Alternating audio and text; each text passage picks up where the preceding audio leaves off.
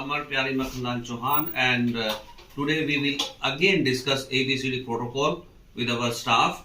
In fact, we have new staff from other hospital, and that's what my aim is, to teach ABCD or CABCD protocol to each and every nurse and doctor, so that when they treat sick trauma patient, they are on the same page. Because we often say that every team member, while working as a team member, should be on the same page, but we are not doing enough to make them on the same page.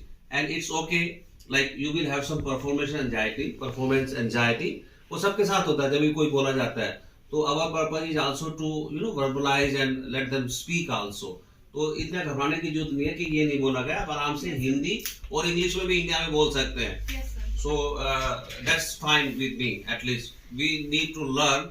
या तो English में सीखो, हिंदी में, English में, किसी में भी सीखो. Okay? तो tell us Prerna about CABCD protocol, and of course then she will talk about triage, है ना? Triage भी बताएगी. ट्राइज में 4 कैटेगरी के पेशेंट आते हैं. रेड, आराम से बोल. हाँ. Red, yellow, green, black. Very good. Red, जिन पेशेंटों के वाइटल अनस्टेबल हैं उनको हम रेड जोन में रखेंगे. जैसे वाइटल अनस्टेबल मतलब कि ऑक्सीजन कम है, बीपी कम है, हाइपोटेंशन, हाइपरटेंशन. बीपी तो हो गया, हाइपो हो गया. वाइटल्स को तुम कौन से लेते हो vitals? BP, pulse, temperature, SpO2. हाँ, टेम्परेचर जैसे किसी का टेम्परेचर 105 है या किसी का टेम्परेचर 93 है, तो वो भी तो फिर रेड में जाएगा ना. सैचुरेशन किसी का 60 है, किसी का 30 है, और ब्लड प्रेशर किसी का 60 है या 220 है. तो ये जो वाइटल्स है वही अनस्टेबल है, तो फिर वो रेड का पेशेंट हो जाएगा. बेसिकली ये कहना चाह रही है, ये कहना चाह रही है प्रेरणा. ओके, चलो ठीक है. जिन पेशेंटों के और रेड पेशेंट को बोलो कि इमीडिएट ट्रीटमेंट चाहिए, अर्जेंट नहीं, इमीडिएट. वो 1 मिनट भी वेट नहीं कर सकते, नहीं तो वो मर सकते हैं. हाँ, इमरजेंसी नहीं, इमीडिएट. इमरजेंसी तो अर्जेंट भी हो जाता है, पर इमीडिएट विद इन मिनट्स नहीं किया तो वो मर जाएंगे. ओके. येलो पेशेंट में जिनका ट्रीटमेंट हम अर्जेंटली स्टार्ट कर सकते हैं, कुछ टाइम ले सकते हैं एज कम्पेयर टू रेड. आपको रेड पेशेंट से कंपेयर करना. अगर रेड और येलो 2 पेशेंट है तो हम रेड का पहले करेंगे इमीडिएटली, येलो का थोड़ा सा हम कर सकते हैं, थोड़ा सा लेट कर सकते हैं. लेट मतलब थोड़ा टाइम ले सकते हैं, है ना.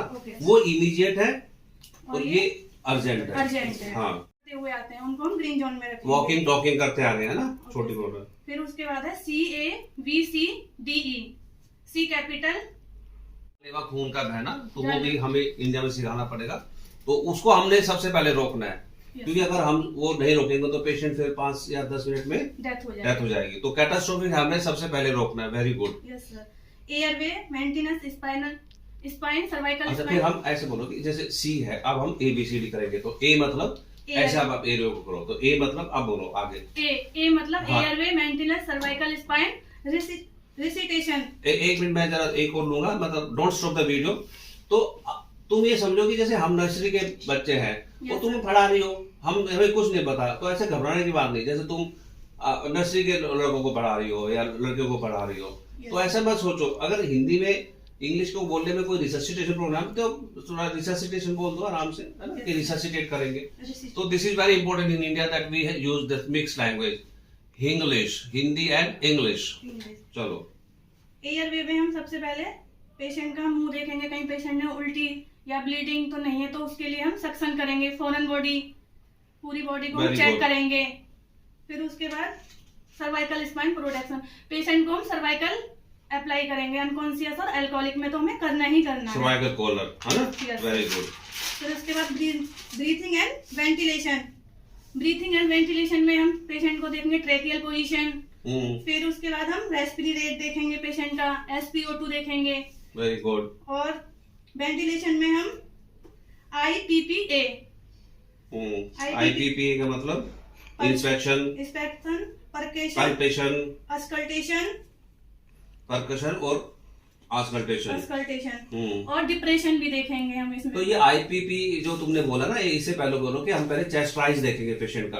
राइज और भाई दोनों तरह से, छाती ऊपर नीचे होने के लिए, और कोई छाती का कोई पोर्शन नीचे तो नहीं धसा हुआ. आराम से बोलो, जैसे तुम देखती हो पेशेंट तो करती है अच्छी तरह से मैनेज. थोड़ा बोलने में दिक्कत हो रही है, that's what we need to take notice of.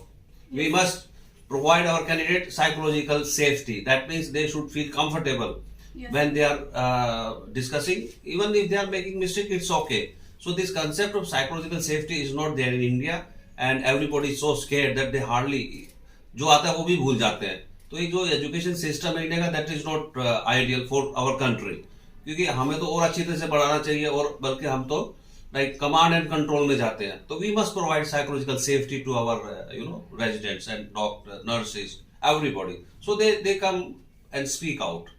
Okay, आगे. C, capital C circulation with haemorrhage control. This is not capital C. Small C, sorry. हाँ, स्मॉल तो ये सी. थोड़ा गलती होगी पर अगली बार ये ठीक करेगी. Small that is the C. Purpose of doing exercise, कि आप गलती करो, पेशेंट आए तो गलती मत करो. स्मॉल सी में देखेंगे सर्कुलेशन विद हेमरेज कंट्रोल. इसमें हम स्किन कलर देखेंगे, पेशेंट का काला तो नहीं है, ब्राउन तो नहीं है. स्वेटिंग देखेंगे, कहीं पेशेंट को पसीना तो नहीं आ रहा है. उसके साथ साथ हम कोल्ड सीआरटी देखेंगे, टाइम, कैपिलरी रिफिलिंग टाइम. इसमें देखेंगे 2 सेकंड से कम समय में कैपिलरी रिफिलिंग टाइम भर जा रही है तो पेशेंट नॉर्मल है.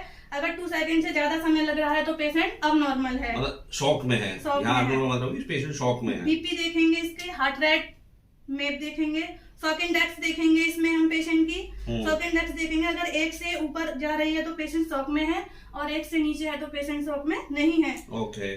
Disability neurological examination. उससे पहले हम कोल्ड क्लाइमेट स्किन बताया, ठंडा है तो नहीं है, एक्सट्रीमिटीज. Skin colour, sweating. नहीं, स्किन कलर तो हो गया. कोल्ड क्लैमी मतलब पेशेंट की जो मतलब एक्सट्रीमिटीज है, ये हाथ पे ठंडे तो नहीं है, क्लैमी है वो, कोई बात नहीं, वो भी बताना है. स्किन कलर तो देखा है, पर टच करके देखना है, ये बोलो. सर्कुलेशन में हमेशा पेशेंट को टच करके देखना है. Touch the patient please. Okay. Disability and neurological examination, आप बताओ. इसमें हम पेशेंट का जीसीएस देखेंगे. जीसीएस में ईवीएम, आई वर्बल मोटर, ये चीजें हम चेक करेंगे. और एक अगर थोड़ा सा करना तो एवीपीयू है ना, वी है, ये बी नहीं है, वी लिखो, वी वर्बल, वी एवीपीयू, वो भी देख सकते हैं. तो ए का क्या मतलब है? Awake, verbal. बी का मतलब वर्बल, पी का मतलब पेनफुल, यू का मतलब अनकॉन्शियस. हाँ, पेनफुल स्टिमुलाई देंगे तो वो बोलेगा, ठीक है ना. और इसमें हम डिसेबिलिटी में पेशेंट का हम प्यूपिल भी देखेंगे, प्यूपिल साइज नॉर्मल है या रेक्टिव है या डायलेक्ट है. Very good. ई में एक्सपोजर इन्वायरमेंट कंट्रोल. इसमें हम पेशेंट का टेम्परेचर देखेंगे, रॉब लोड करेंगे और सारे कपड़े पेशेंट के निकाल देंगे, एक्सपोज कर देंगे. चलो, एम्पल भी बताना चाहती हो, बता दो. चलो, एम्पल भी है. फिर एम्पल, AMPLE. हाँ, ए का क्या मतलब है? ए का मतलब है एनी ड्रग एलर्जी. किसी ड्रग से एलर्जी तो नहीं है, बोल सकते हैं हिंदी में. एम से मेडिसिन मतलब कोई पेशेंट मेडिसिन ले तो नहीं रहा है. यार ये जरूरी है. मेडिसिन का है. मतलब मेडिकेशन के पेशेंट, कोई पेशेंट मेडिसिन तो नहीं ले रहा है. एल से पेशेंट ने लास्ट टाइम खाना कब खाया था. हाँ. ई से एक भूल गए, पी भूल गए तुम. पी मतलब पास्ट इलनेस एंड प्रेगनेंसी, है ना. प्रेग्नेंट मतलब रिप्रोडक्टिव एज ग्रुप में पास्ट मेडिकल हिस्ट्री. हाँ, तुम कुछ कह रहे थे. एल बोलो, एम बोलो. M for meal. Ample. E L, वो एल में आएगा लास्ट मील. हाँ, राइट. पेशेंट ने पहले से खाना तो नहीं खा रखा है. नहीं खा रखा तो कब खाया है वो टाइम हिंदी में समझो बात को. हमें मरीज के साथ क्या करना है, because this SIM learning should get transferred to the clinical arena, otherwise there is no use. So they might not be able to express themselves clearly, but when they go to the hospital, they should be able to do things in the right manner. That's the purpose of this sim education or this sim learning. Okay, and that's not taking place in India. That's also a worrying factor. Okay. E से environment of the, I mean circumstances, कैसे इसका accident हुआ है ना, कहाँ गया था, ये सारा सब कुछ पूछना है पेशेंट से. हाँ, चलो. तो she has definitely performed better than last time, but we will urge her again to read and master all these steps. Thank you. Thank you, sir.